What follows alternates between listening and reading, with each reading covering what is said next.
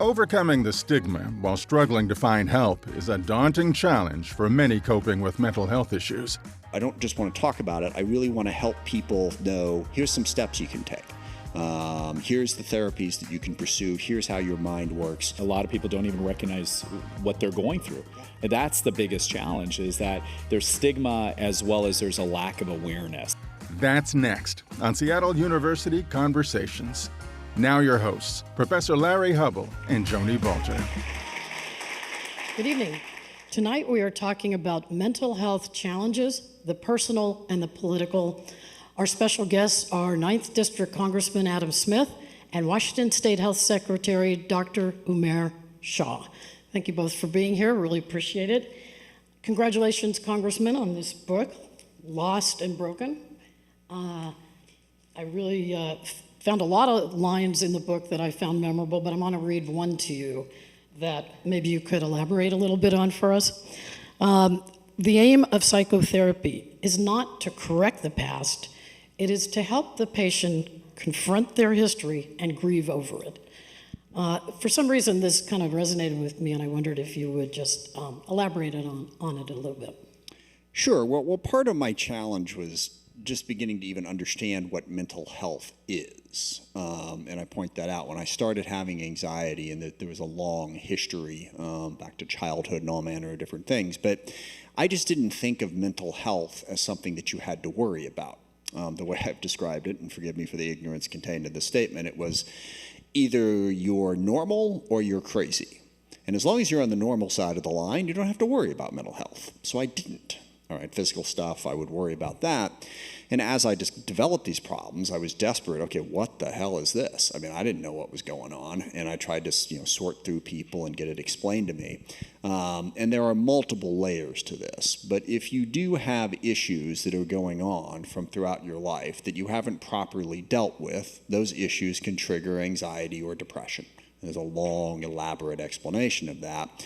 I went through a lot of cognitive behavioral therapy, which is great, but didn't really work for me because I had underlying issues that hadn't been addressed. More on that later. But so they started talking about, well, you have to address repressed issues, okay, and get them out. And I was struggling to understand that. And actually, I read that quote in a mystery novel that I was reading about a British psychologist dealing with someone who had witnessed a murder and hadn't spoken since. And the book had quotes, and that was a quote from I think Alice Miller is the woman's name, who was a psychiatrist. And it really sort of made sense to me because a lot of what I was trying to do was correct the past. I had some things that had happened in my childhood with my family that I felt bad about, that I wanted to be different. And I was going to analyze, I was going to figure out, I was going to fix it. So to have that sentence say, you're not trying to correct it, all right? You're not going to be perfect, you're going to make mistakes, you need to understand it. And then the interesting part of that is grieve for what you have lost. And at the time, I thought that was like, whatever, it's over. You really do have to absorb that. And frankly, the biggest thing that helped me wasn't so much, things that had been done to me, and certainly I had problems and issues and, feelings I had about my family growing up, but it was things that I felt guilty about, that I hadn't done enough, I felt like, to help my family at the time. And just to honestly remember that, express it, talk about it, cry about it for a minute or two was enormously helpful. So of all the things people will tell you about psychotherapy, I felt that one sentence or two or whatever it is really gives you the best guidepost to begin the process. 3.5 years worth of psychotherapy, by the way. It's not like you read that sentence and you wake up the next day and everything's fine, but it gives you an idea of what the path, what's the path? How does this work? Before I ask my first question, both of our participants said, just call us by our first name. So we usually call people by their titles. So we'll be calling you Adam and Umair. So Umair, I have a question for you. How would you characterize the overall mental health of Washington residents? And would you say, are we in a crisis? Thanks for that tough question right off the bat. We like to get it going, It is going to be hard for me I am going to try to transition by not calling you Congressman, and I will try to call you Adam. I'll do my best, but I will... Either one works, actually. Flip, if that's okay. I just, if I could just go back very quickly and just make a couple of quick comments. One, first of all, thank you for having me, and just appreciate all of you spending your evening with us and those who are watching. And also, Congressman, I just want to say how important it is to tell the story of what you went through, as that is so important and impactful for so many people who are equally going through those stories and just can't identify with people who have also been challenged. And so just want to say kudos to you. Thank you for writing this. That's a great question. You know, we do have a crisis, not just in our state, I would say across the country. And you could even go as far as saying across the globe when it comes to this, but really across our nation. There is no state, there's no community, there's no locality, there's no family that has not been impacted by the challenges that all of us are here to talk about. We know that those challenges are significant. We know that health is a combination of all sorts of inputs, but ultimately they all play out for us differently. And when we think about health, it's really about that combination, that intersection of physical health, our nutritional health, and our emotional, our spiritual, our behavioral health all together. And that's what is really health, but that's also what's wellness. And I think one of the big challenges we have in this country and across our state is that we have designed healthcare systems, and we call them health care systems, but they are truly disease care systems, or they're injury care systems. You get sick, you get injured, you go to your healthcare provider. And Congressman, I talked about I was a ER doc for 20 years through the VA hospital in Houston.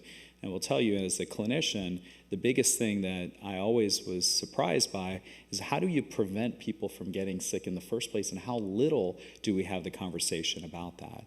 And why that's important to that question is that when you continue to invest in healthcare, or the downstream effects, and not the upstream aspects of all the inputs that go in to true health and wellness, then you do start to have a crisis. You have an urgent issue across our state, across our country, and even across the globe, and the underappreciation of where mental health really comes in and how that impacts people, everyday Washingtonians, every single day, who are worried about food on the table, getting their kids to school, all of you making sure that your grades are, I guess, your grades are here, you're at the library, all the things that you're supposed to be doing. You should be doing that rather than being here, but I digress. And yet, we know that really the challenge is that when you bring that all together, we just spend a lot less time talking about and articulating the importance of mental health and true wellness when it comes from an emotional or behavioral standpoint. So I do think we have that crisis. Do you think that since the pandemic has lifted somewhat, although people are still getting COVID, that that crisis has been at all lessened? You know, I think I would actually go one further and say that I think this pandemic accentuated that crisis. I mean, there's no doubt the social disconnects that we had, the policies that were put in place, the urgency of every situation, the fact that you could not get away from the pandemic, right? You turn the news on, or you would talk to a neighbor, and immediately there would be, but you couldn't talk to the neighbor next to you, right, physically, so it would be almost with some isolation, separation, and anxiety, so that's the key word, anxiety about what is happening, and the real concern that you might get sick, or a family or a loved one might get sick, or you might pass COVID on to someone else. And so I think that really helped further the mental health challenges that we've had. But then I really am concerned about our kids, that next generation who have had so many real contentious issues as they've been trying to get their education, schooling, etc. So I do think we've had this pandemic that has absolutely impacted and made the mental health aspects of what we've seen across the country and in our state worse. Congressman, still calling you Congressman, you are a veteran congressman from a relatively safe, politically, district. But I wonder, when I was reading your book, I wonder, did you ever worry that by being so candid and forthright about your condition and all the things that the demons that you were fighting, that some kind of fidgety opponent might try to use some of that against you. Did you think about that? Not by the time I was writing the book. Now, early on, and I had a severe bout of anxiety in 2005 that required me to see a psychiatrist and take some medication, and then it came back in 2013. When I was trying to figure out how do I seek treatment for this, I was worried about being too public about that. By the time I got to the point where I was writing the book in 2020, I had kind of figured out that being honest and open is both one of the key important things in terms of dealing with your own mental health, and also just the right way to do public policy. So no, I figure, I'll be honest and let the chips fall where they may, and I think it's actually the better way to get there. Now, yeah, I'm sure someone might use it against me, but in the aggregate, whatever, I'll deal with that. I do think, by the way, that the crisis in mental health predated the pandemic. The pandemic certainly made it worse, but I think we've had a real problem in this country dealing with the basics of mental health, prevention, and then how to treat it for a long time. And that's what I sort of fought my way through to try to figure out what are those basics. And one of my biggest messages I want to get out to people is their help exists, basically. Because again, that was one of my worries. It's like, if I have this problem, there is no solution to it. All right, it's just my brain. How am I going to change the way I feel? How am I going to change the way I think? I quote from the satirical magazine The Onion. I remember reading this a while ago. There was a headline that said, "Psychiatrist actually cures someone." And that's the way I felt about it. It's like, I'm going to talk to this guy for what? The next 20 years? And what are we going to do about this? If it's working for them. Yes. Right? Indeed. $200 an hour, or $200 a 50 minutes, I guess, is the way it goes. But I really want to emphasize that you can learn the basics of mental health. What is it that triggers the anxiety and triggers the depression? There are some basic things that we can all learn, both prevention and to deal with problems as they come up. And I just think we haven't dealt with that in our healthcare system, and long before the pandemic. So folks don't know how to deal with it. And also I think the psychiatric profession doesn't do a great job of explaining that to patients. I went through about a dozen different psychiatrists and psychologists until I found someone who could actually explain to me. And I've got about a little 3 or 4 minute riff that explains that, which I won't hit you with right now. But there are some basics to mental health that if we all understood it better from a young age, we could see the signs, we could know how to deal with them without necessarily always having to go and pay a psychiatrist for years or whatever. So I think we haven't gotten to those basics, and certainly the pandemic, gasoline on the fire, but the kindling was already there. Dr. Shah, you mentioned younger folks, and a Census Bureau survey said that roughly half of young adults, we're talking about people 18 to 24, reported anxiety and depression symptoms in a survey that was done this year. That compares, just for reference point, to about a third of the overall group of adults. Why are the numbers so high, particularly for younger people? I just really want to hear you elaborate on that. Yeah, that survey, I think, really tells two or three stories. The first is that, and as Congressman just mentioned, this is really about all of us have to really be thinking about reconciling what we have learned and how to unlearn some of that, right? I think you made the comment about normal and crazy. I mean, just we have in the ecosystem of what we hear about, whether it's watching TV or on the internet or social media or what have you, is that we learn a lot of things and we take a lot of cues by what's out there. And that particularly is the challenge for younger people. And that survey really recognized, and it was really 2021 where some of the data points came from, is, as Congressman just mentioned about, that this predated the pandemic, yet it got markedly worse or accentuated by the pandemic. And so it's no surprise that the coping mechanisms aren't sometimes as maturated. You may not have resources, the availability, so that's a second reason.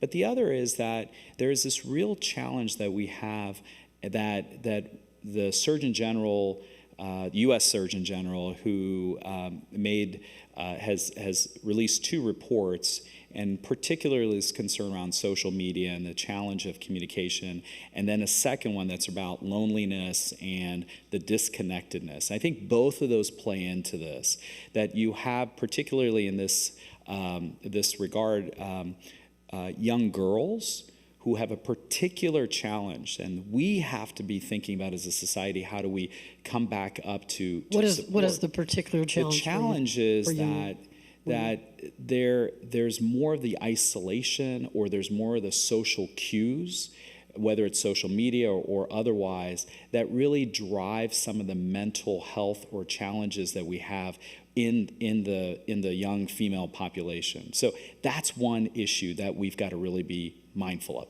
But the second issue is just thinking about, how do we really, at the end of the day, recognize the support that's needed in schools and other academic and other social supports, because this real connection that we've got with some of the others. If I could on that point, another thing that I hope we'll think about, and I just throw this out there for the professionals in the room, the difference between harm reduction and teaching resilience is something else that I think we've really struggled with. That we want to teach young people how to avoid being in a situation where they are uncomfortable or stressed by something. And so a lot of the structures that we've put in place are to try to make sure that nothing ever happens to you that's going to be upsetting to you. The whole helicopter parent thing does that too. And that's just the wrong message. You've got to learn to be resilient. It's going to happen. No matter how careful the bubble is built around you, things are going to happen that are deeply upsetting. It's life, at least as it's currently configured and always has been. How do we teach resilience? And that's something that I struggle with in the conversation. It doesn't seem to be there as much. And I understand there is a place for harm reduction, but I think we've taken harm reduction too far instead of teaching people how to be resilient in the face of that. And if you grow up not knowing how to deal with it, and then something hits you, it's like if you've been a straight A student your whole life and then you get a B and you completely fall apart. You have to be taught, I've always said this for years and years, you got to know how to take a punch and deal with it, metaphorically, by the way. So I think that's part of the problem, too, with where we've gone with education and the way we teach young people about how to deal with mental challenges.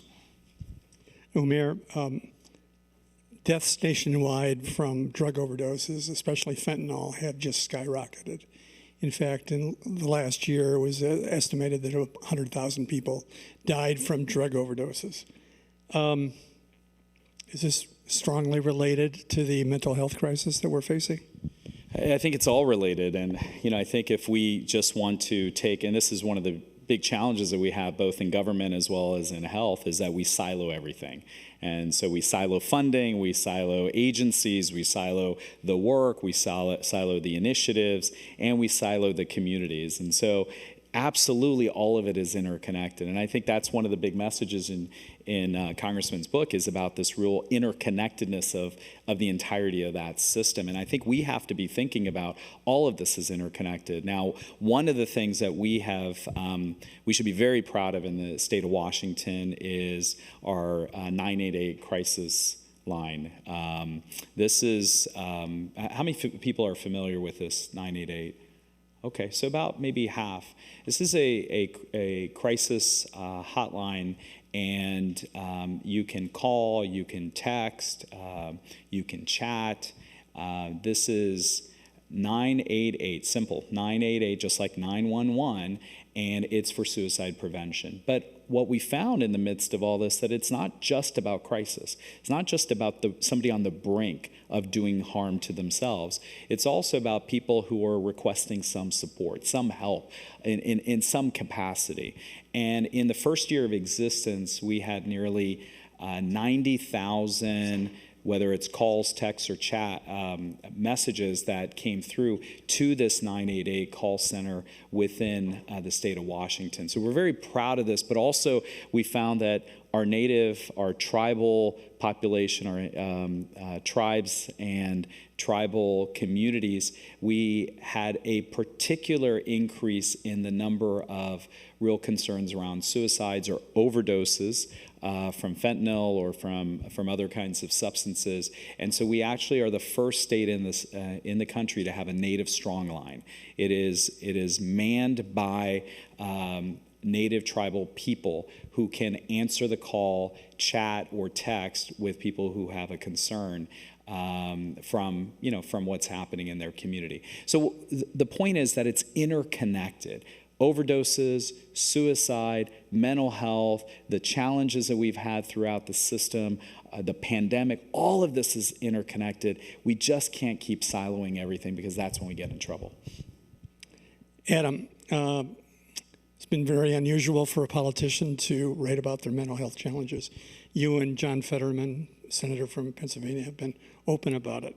And I wonder, because you've been open and transparent, does that help normalize the situation for other people who might be facing similar challenges? Yeah, I think there's a lot of folks who have come out publicly just in the last 3 or 4 years that has been enormously helpful in a lot of different fields. And certainly that's one of the big initial challenges on mental health, is the stigma around it. Many cultures are like, no, we don't want to deal with that. We don't want to talk about it. And you can't seek help if you're afraid to do it. So part of what I want to do is to open up and improve that dialogue. And I think that dialogue has improved. Don't get me wrong, there is still a stigma problem. People are afraid to come out for how people will perceive them and what will come with it. So big part of it is talking about it. What I really, I'm sort of have a problem-solving mentality. Talking about it's great. Fixing it is even better. So I don't just want to talk about it. I really want to help people know, here's some steps you can take. Here's the therapies that you can pursue. Here's how your mind works, to sort of move on from just talking about it. Because some of the public stuff takes on sort of a voyeuristic quality to me. Like, you write a memo, oh my gosh, look at how screwed up that person is. Which is kind of interesting. But no, it's like, okay, but what can we do to make your mind work better and to deal with that? And that's what I think can be helpful to a broader array of people, and where I'm trying to guide that conversation, to walk through the therapies that are available and the way your mind works. And one of the biggest messages on that is you can, in fact, change the way you think about things. In the same way that, let's say that you weren't in very good shape and you decided you want to get in better shape. If you went out and ran or swam or did something for a while, in a little while, all of a sudden, you'd have more lung capacity. You'd be able to run longer, be able to climb stairs, you get better. Your mind works the same way. You can teach your mind to better process information coming in and to make it more resilient in what it faces. And so I hope we can take that next step and really help people get some of those basics. Now, the mental health crisis really has 2 different layers. One, we have an extreme mental health crisis with people who have really serious problems, which gets into a long conversation about, statewide institutions, not enough beds, not enough treatment. But I think the bigger, equal crisis is the number of people who are simply struggling day in and day out. They can function. They go to class, they, meet their obligations to their family, they do their job, but they're in a lot of pain, a lot of anxiety, a lot of depression. It is very difficult. And I think we need to get the message to those folks to get out there and get the treatment that can help them be better. If I could just add, I think it's a lot of people don't even recognize what they're going through. And that's the biggest challenge, is that there's stigma as well as there's a lack of awareness. And I think increasing that awareness and telling the stories and sharing that across all the different parts of our community is so critical. And actually, I'm sorry, it's worth getting into, because as we're talking about this, I haven't really sort of defined the terms. I mean, what does it mean to be anxious? And one of the easiest ways, I think, to divide this is, the normal stresses and strains and ups and downs of life are one thing. And those are mental health issues. Don't get me wrong, there are absolute ways to deal with it. That's kind of what cognitive behavioral therapy does, is it teaches you how to process the information coming in a way that is less threatening. There's a phrase they use in therapy called catastrophizing. All right, whereby something happens, and I do this myself. I have a long story. Something will happen in a campaign, and it's like, one bad thing, and I go through days. Oh, this is going to kill me. I'm going to lose. But yeah, and in that moment, you really think that that's what's happening. You can teach your brain to better process that information. But when you're talking about anxiety and depression, what happened to me, I was always a high stress person, but when the anxiety hit, It was uncontrollable, and it wasn't directly related to anything, all right? There was nothing that dramatically different about my life when I went to bed that night, and all of a sudden my heart started going 1,000,000 miles an hour, and I couldn't stop being anxious, period, all right? That's when you're talking about something that psychotherapy is probably going to need to help with, to really get at what's going on. And the what's going on are two things. One, you have to understand, well, how to put this exactly, that you have self-worth, and that you have self-worth regardless of what you do in your life. That was a concept I really struggled with. I always thought it was like, well, my self-worth depends on how good I'm doing today. All right? You know, if I screw something up, so you got to get after that. And then you got to get after whatever's going on in your life or has happened in your life that you haven't properly dealt with. Sorry, I sort of snuck in part of my little 3-minute explanation there. But that's what you need to understand to get at those basics of what can trigger that type of anxiety and depression. But you also argued in your book that a lot of your self-worth you thought was so tied to your job, and that there had to be some learning around that as well. Yeah, well, that was the conversation I had with the psychologist who finally helped me. You know, I filled out this endless questionnaire, which I gave to him. By the way, when you're in, and I had physical pain too, which we haven't even talked about. I've had 3 hip surgeries. I highly recommend muscle activation therapy. That's the quick point of that. But anyway, I was going through all that. And when I first saw the psychologist, the first thing he said to me is, "You don't think you have the right to exist." Which I thought was like, really? That's what you got for me? But his point was, you know, and it's true. You have to have an inherent sense of your own self-worth that is not connected to it. Because I started to argue with him. I said, well, come on. I'm good at my job. I'm a good husband. I'm a good father. And he's like, you think that's where your self-worth comes from the things that you do? I was like, yeah, where else is it going to come from? It's supposed to be inherent. You are supposed to have a self-worth that is not dependent upon how good or bad you are at anything. Because if it is, you're going to be stressed out every day. If your basic self-worth, it is an existential crisis that can never stop. If you fail at something, if you do something wrong, to think that that takes away your basic existence, yeah, that's a tough way to go through life. So that's one baseline element of it that it took me a while to understand. Adam, I have another question for you. We're moving into the more political side of things. And let's go back in history to 1972. By saying that year, maybe it evokes in you. I know where you're going. What question I'm going to ask? Yes. And that was when George McGovern, who was the presidential nominee in '72, named Senator Thomas Eagleton as his vice presidential running mate. And when McGovern found out that Eagleton previously had been receiving electroshock treatments, he dropped him from the ticket. And my question for you is today, would someone, do you think, be disqualified for political office if that person had serious mental health issues and didn't disclose them? Well, the last part of that question makes it more interesting, but I don't think so, and I think we have John Fetterman to thank for that. I mean, he suffered from depression, went in, got treatment, and he proved that he can still do his job, okay? And, you know, serious depression brought on in large part by a stroke and other things that caused that, but he's shown that he can do that job. And I think this is a tough question in the sense, whatever the job is, if you're talking about public service, you have to evaluate whether or not somebody is capable of doing the job, okay? That's part of it. But I think what we've learned is everyone's going to have some struggles mentally. That doesn't mean that they're not capable of doing the job. Evaluate them on how they vote, on what they say, and what they do. And I think Senator Fetterman has really changed that and shown that we all struggle. I mean, I worked in Congress for 22 years with Jim Langevin, who was in a wheelchair. Horrible out when 19 years old. He got shot accidentally because someone in the police academy dropped a gun. And he was in a wheelchair, could barely move. He was an incredible member of Congress for 22 years on the Armed Services Committee and everything else. I think people like that are showing it's not a matter of what is your physical, can you do the job? And if you can do the job, you shouldn't be disqualified because you've had a mental or physical challenge. We all have some mental or physical challenges. Dr. Shah, you wrote in a... If I could on that last point, I think it's a really good one.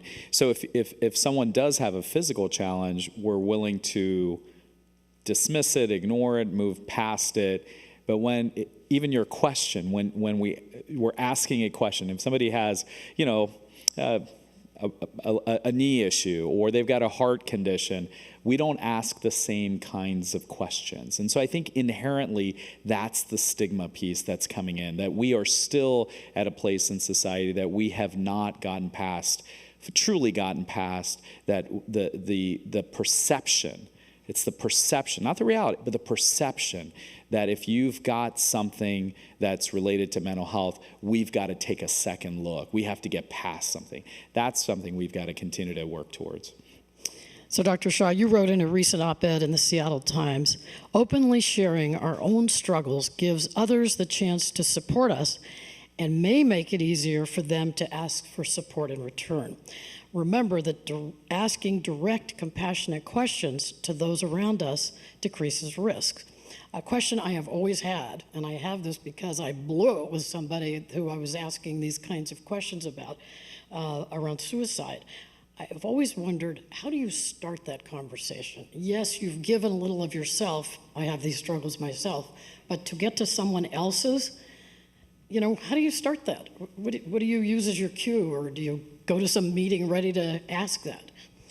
Well, there are a couple things that I would say. One is that you have to be willing to be vulnerable. You have to be willing to share. And I'll tell you that when I was in the middle of COVID response, as we talked about before this session started, that I came to the state of Washington as the Secretary of Health, and I arrived the week that COVID vaccines arrived in the state. So you can imagine it was probably not the ideal time to take a new position coming from Texas. I will also tell you that what I learned in the process was that we have oftentimes these political pieces, and Congressman just spoke about some of this, where we do very quickly get into not being vulnerable, not being willing to talk about things. So when COVID vaccines, I'm just giving an example here, when we had pediatric vaccines for children, the first thing that was asked by my team was like, well, how are you going to talk about this? And I didn't talk about it as the Secretary of Health. I didn't talk about it as a public health professional. I didn't talk about it as a physician. I talked about it as a father. And the first thing I did was to say, look, this is what my wife and we talk about at home, is the health and well-being and the protection of our children. And having that kind of a conversation helped a lot of parents decide or make a decision that they were willing to get vaccine for their kids. And just in a very quick way, that's exactly what this is. Because a lot of folks were saying, don't talk like that. Don't talk. You got to be the professional. You got to talk as a secretary. You got to talk as a physician, as a public health practitioner. But the answer is no. We have to be part of community. We have to be willing to have the tough conversations. So yes, talk about it, be vulnerable, be willing to share, but also listen. And I think that's one of the biggest things that we've lost in our communities, is this ability to listen. And when you identify, the more we know what the symptoms are, what the markers are of somebody who might be either in crisis or having some challenges related to mental health, we're better able to open the door to have those conversations. So knowing what the signs are, opening the door for the conversation, but also recognizing our ability to be vulnerable and having the conversation. I think all three of those elements come in. Adam, the Trump MAGA Republican base seemed to thrive on grievance. And in fact, much of that base was made up of white working class people who have been left behind economically compared to other groups in this country. To what extent do you believe that their strong attachment to grievance is in fact based on at least in some cases, on unresolved psychological issues that they may face, like depression? Well, let me amend your question ever so slightly, and I'm in a dangerous place to do this. The far right and the far left both exist off of a certain amount of grievance. I think it would be wrong to say that it's just the right wing. Grievance drives a lot of politics. Anger and fear drives a lot of politics. You motivate one group of people by convincing them that they're getting the short end of the stick. Okay, society's turned against them. You should be angry. You should be moving forward. And that's certainly become a highly motivating factor, whether it's on social media or wherever. The more angry and the more divisive you are, the more attention you get. And if you want one of the signs of the apocalypse, I'll go ahead and go back to embracing the base of your question and say that Marjorie Taylor Greene, in the first quarter that she was a member of Congress, raised $3 million. Okay? Just by being online and just by being angry, all right? Just by attacking people and playing to people's fears. Instantly, money. So it works. Now, the question that you're getting at is, why does it work? Why do people respond to that? I will say nationally, I'll speak up for my party a little bit, I think we've been able to resist that more so than the other side. I made the comment I think I tweeted this out or X'd it out, depending on how we go, about during our speaker fight, that if you're running in a Republican primary across the country, the chances are, if you say the nastiest, dumbest thing possible, whoop, you go right to the top of the list. And a lot of those folks got elected, and now we're all shocked that they can't get along? Not exactly surprising in terms of how it played out. Now, to get to your question, I think absolutely. I think the fact that so many people haven't figured out their own mental health, and it brings with it insecurities, and that they are more responsive to those messages than they would be if they were in a more stable place. And I also think that this makes it more difficult to solve problems in public policy. People get angry more quickly. They don't want to listen. They don't want to get along. One particular aspect of it, and something you were talking about earlier, and I forget why it triggered this exactly, the notion that it's okay to be wrong, all right? You are not going to get very far in life solving problems if you're determined to prove that you've always been right. Just not going to get you to a good place. I always say I consider myself to be a reasonably intelligent person. I'm wrong all the time. And I'm perfectly okay with that. I learn from it. I move forward. Once you lock yourself into such an insecure position that your idea of self is caught up in the idea that you are always right, I've had to negotiate with people like that a number of times. It can be done, but it's extraordinarily difficult. So yes, once you get into that mentally insecure place, you become more motivated by anger, more motivated by fear, more motivated by never compromising, never giving anything up.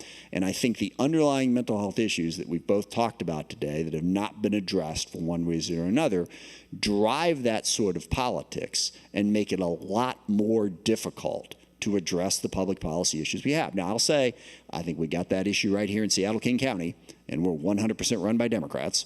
So it's not just the MAGA people, but it's definitely a problem. So I have a question for both of you, and I think you might know that I would talk about this. New York Times columnist David Brooks talks about, in a column called Wake Up America, he talks about the fine line between being honest and talking about a mental health condition to get support and to feel better through that process. And then the other side of that line, where you allow those revelations to sort of let you fall into what some people would call victimhood as a defining trait. Where do each of you draw the line on that? Dr. Shah? Yeah, it's a very, I read that, and, I will tell you that, and I would recommend, if you haven't had a chance to look at this, this piece by David Brooks, it's going to be different for everybody, but we do need to be thinking very clearly about what is it that ultimately we need to do to build resilience. And I think Congressman mentioned this very, very nicely, is about a lot of this isn't I'm always right or I have to win, but it's really how do we build resilience in the communities that are around us, but also in ourselves, right?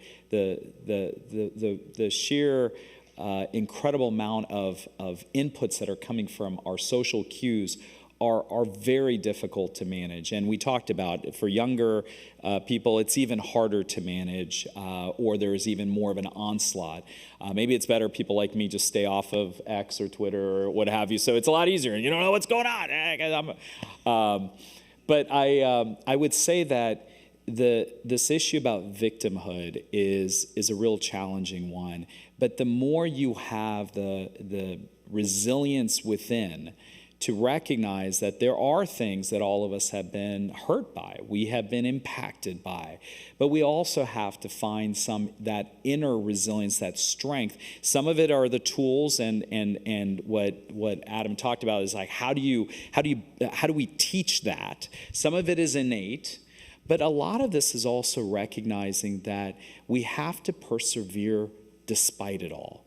That the challenges are there.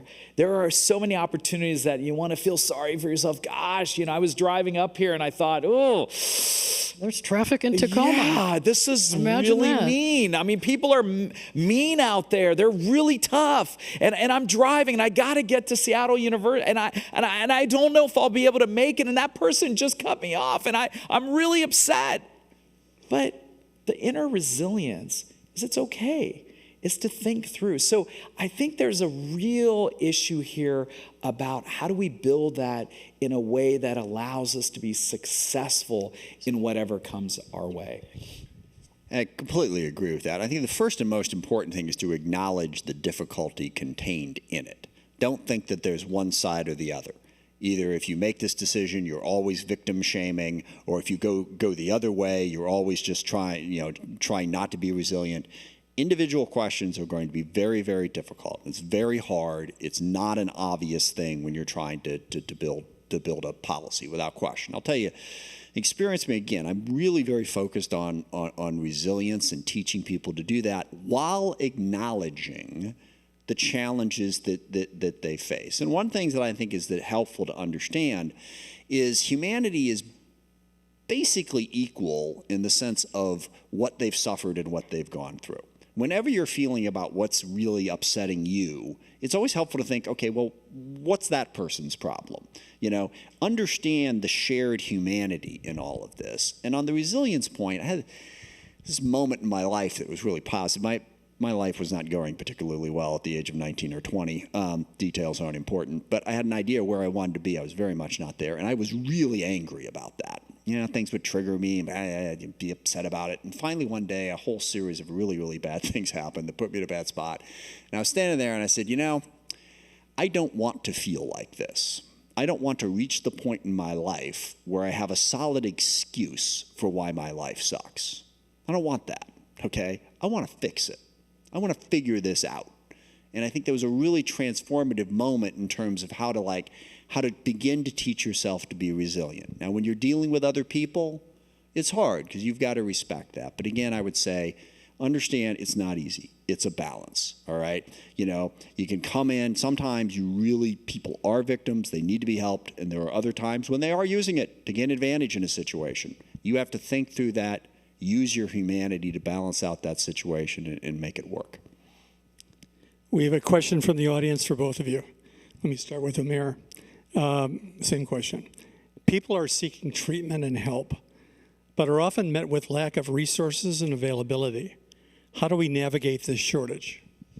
So I think it's first of all, a great question. I think the first thing we have to acknowledge is that we will never have enough services, we'll never be able to build enough beds, we'll never be able to have enough practitioners out there if we do not do two things together simultaneously. We can walk and chew gum at the same time, so it can be done, which is we need to continue to build those services and make sure that those resources are available. But we also need to help make sure that message of prevention, and before somebody gets into a situation that's difficult, that we help promote the actions on a prevention scale. So services, to me, are downstream. downstream, here's where we are. You've got an issue, you've got a challenge, you may have a crisis, you may have a significant mental health concern for an individual or a set of individuals. Yes, we have to make sure we're doing whatever we can to build those beds and provide those services and have those practitioners and have the tools available. Absolutely. But let's also think about a future where we don't need a 988 crisis hotline.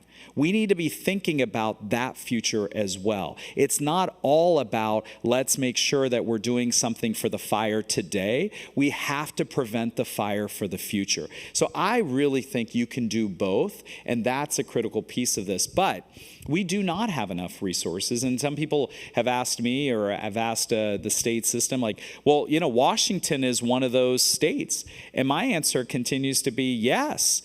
America is one of those countries. And that changes that. It's not an excuse, by the way. We've got to do more in our state of Washington. But we have a national phenomenon when it comes to what's going on with mental health in our country. And we are one of those states that continues to have the challenge just like the other 49. And we've got to be thinking about how do we build and invest in prevention as we do service delivery. And that's not just for our state, but for our country. I think for me, it starts with the stat. The United States of America spends more money on health care per capita than any other country in the world. And it's not even close. I mean, I think we're like twice the next country. And yet we consistently rank between 30th, somewhere in the 30s in just about every healthcare measurement. So while we're focused on we need more therapists, we need more this, we also need to focus on where are we spending money right now within the broad healthcare system that isn't actually helping. We're running a massive debt and deficit, as you know, and there's a bunch of different ideas for what we can do to get that under control. But there's no scenario here where we can spend even more money per capita on healthcare and deal with that. Maybe a little bit on the edges here and there. A lot more money is not coming, and we're spending so much. So what's going on? Why are we spending all this money and not getting the results that we want? Part of it, I think we, as I say in my book, we pay for quantity, not for quality in healthcare, all right? Tests, drugs, surgeries, these get paid for, all right? And so you do a lot of them. We prescribe way more drugs than people need, in my humble opinion. We do way more surgeries than people need. We do way more MRIs and all manner of other tests than most people need. And we really need to look at that. And specifically in the mental health area, we don't have a best practices within the psychiatric or psychology profession. It's the wild, wild west out there.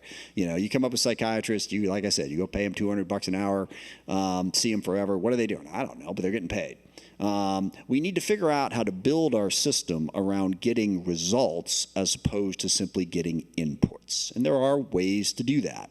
We tried to do that to some degree in the Affordable Care Act. We tried to build in practice. For instance, emphasize primary care. One of the problems is a doctor doesn't get paid any more if they see you for 2 hours or they see you for 2 minutes. So there's a massive incentive to see you for 2 minutes, all right?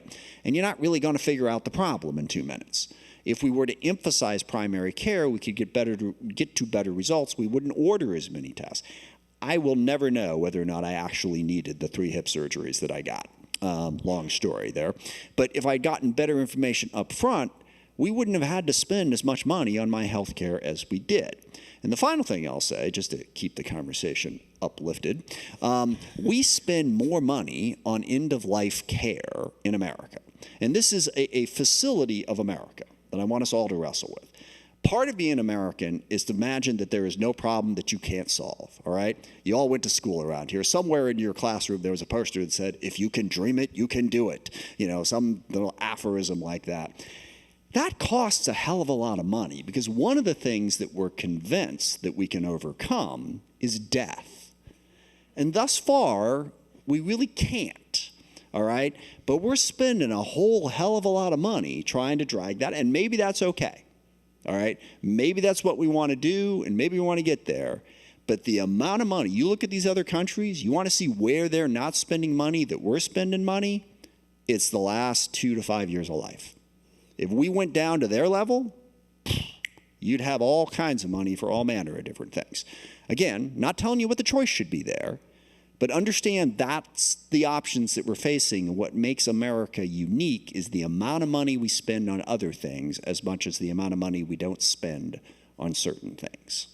So I have an audience question for each of you. Umair, can you, and I know that the state has focused on this a little bit, can you speak on how the crisis impacts men and trans people? Yes. Well, thank you for raising this issue. So one of the things that we have to remember are there are people in our communities throughout the state of Washington that are with higher rates of whatever the challenge is. Now, it could be a diabetes, it could be a high blood pressure, but in this case, it's also when we're looking at mental health.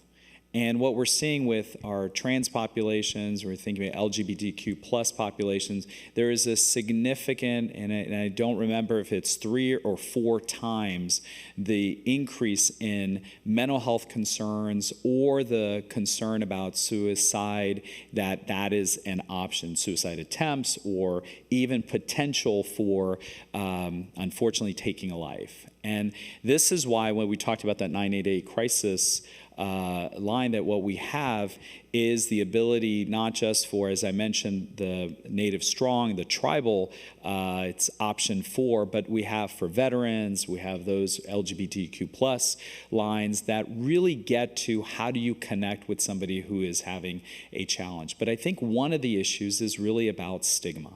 And we have to keep reminding ourselves of the importance of stigma, stigma, stigma, because it continues to rear its ugly head.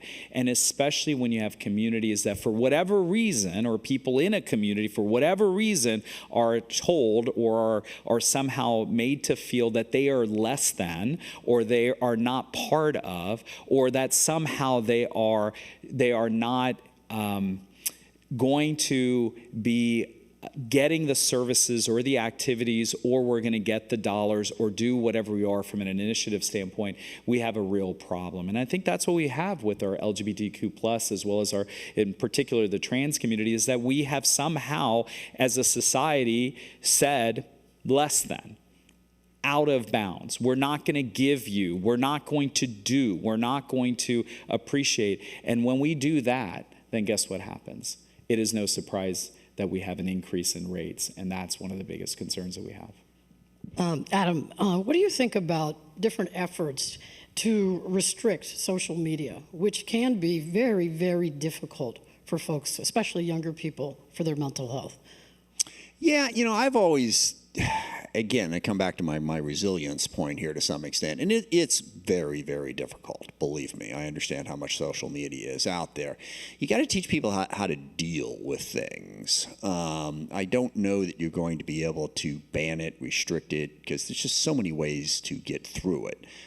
None of which is to say that we shouldn't be trying to regulate it. I just don't think that that's going to get us there. I think we have to teach people more, and it's a matter of understanding a balance. And again, it comes back to treating this stuff with what's the word I want to use here? Disdain was what occurred to me. But understanding that just because it does not matter as much as you think it matters. And we got to start educating people younger and younger to not go down the rabbit hole of following what's on social media and believing it. I was thinking about this the other day because I'm old enough to remember the days when newspapers were.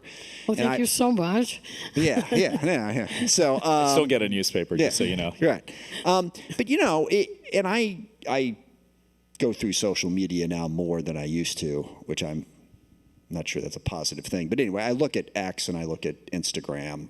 Probably I was trying to promote my book for a while there without an enormous amount of success. But I sort of looked at it, and I'll see headlines in there that I know are simply wrong.